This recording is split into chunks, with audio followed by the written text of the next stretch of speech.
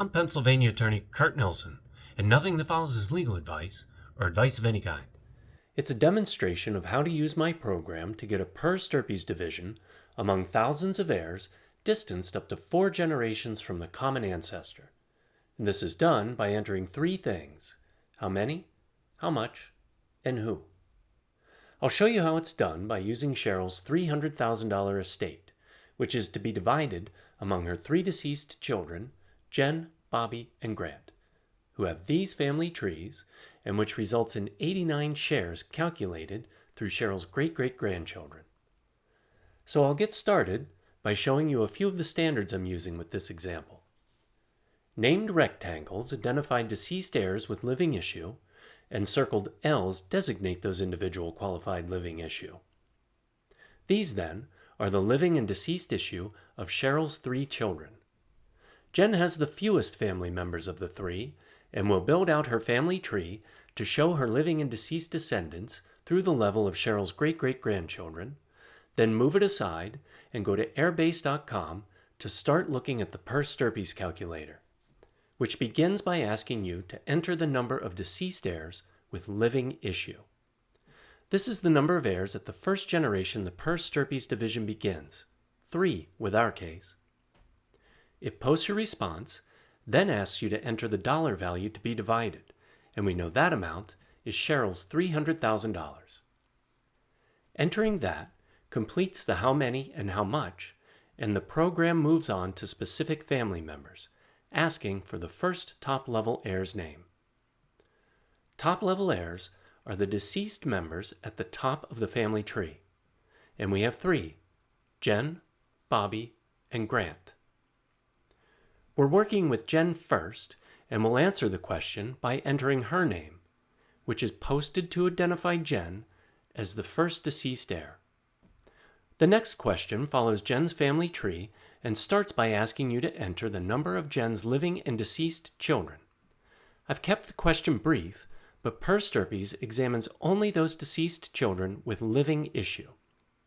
Suppose Jen has another child named Zed. Zed's dead, but he never had any children, and he isn't included with the answer to the number of deceased children. We'll enter 2 for the number of living children and 1 for the number of deceased. Next, you're asked to enter the name of Jen's first deceased child, Zach, who also happens to be Jen's only deceased child with living issue. The next question is for the number of Zach's living and deceased children with living issue, and the family tree shows these answers are 3 living and 2 deceased. Questions asking for the first, second, third, and so on deceased children's names don't need entered in the order of their deaths. When asked to enter the first deceased child's name, either Adam or Ashley will work the same as the other, and we'll just choose Ashley. Building out Ashley's issue on the family tree shows a new symbol, the square labeled with a D, which represents a deceased child with living issue. But as someone already 4 generations removed from Cheryl, the instances of further division are few, and I decided to stop here. Divisions among further generations can still be completed, which I'll mention later on, but for now, we'll enter the children as shown, 1 living and 1 deceased. Then move on to Zach's second deceased child, Adam. We'll enter Adam's name, build out his living and deceased children with issue, and enter the numbers for each to complete Jen's family tree through the 4th generation removed from Cheryl. Ending Jen's family tree begins the next top-level heir questions, starting with the name. You'll remember top-level heirs are the deceased members of the first generation of division, and we have these 3. We've already entered Jen's information as the first top-level heir, and we see those answers printed beneath her name under the first deceased heir header. Entering Bobby's name as the second top-level heir begins the same question and answer process for his descendants. Entering his name also shows how each top-level heir's information is indented and organized by child beneath that name header. Quickly looking at Bobby's children shows he has 1 living and 3 deceased children with living issue, which we'll enter in response to those questions, then move on with his first deceased child, Zoe. We can see Zoe has 7 living children, which is probably more than typical, particularly when considering she also has 5 deceased children with living issue, but it makes for a good example and we'll enter those numbers. Then fill in the individual living and deceased children within the immediate family trees for each of Zoe's 5 deceased children, as well as those of Bobby's other deceased children and their respective issue.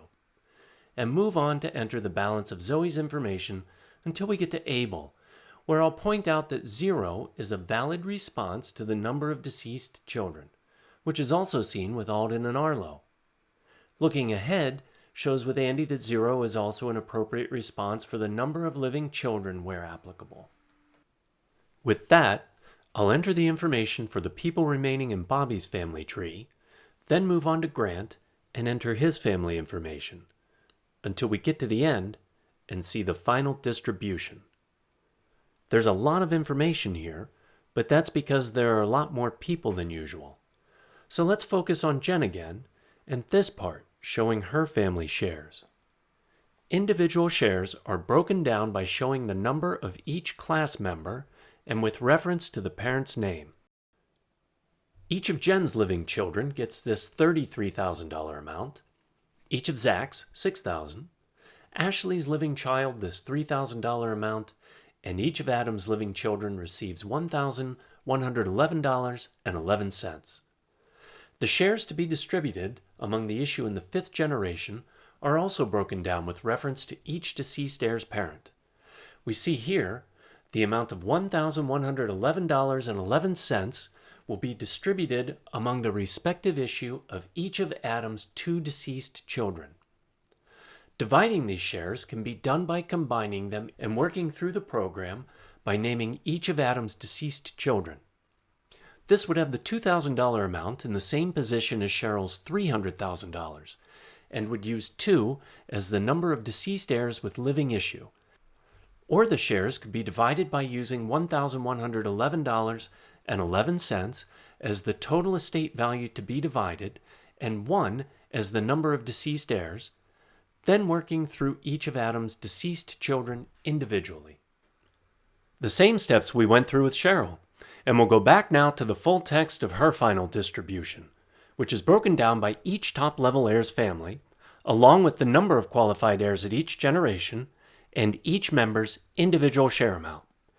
89 shares of these amounts, and adding up to $300,000.02, a difference caused by the odd division of pennies, and typically handled by reducing a few shares by a penny.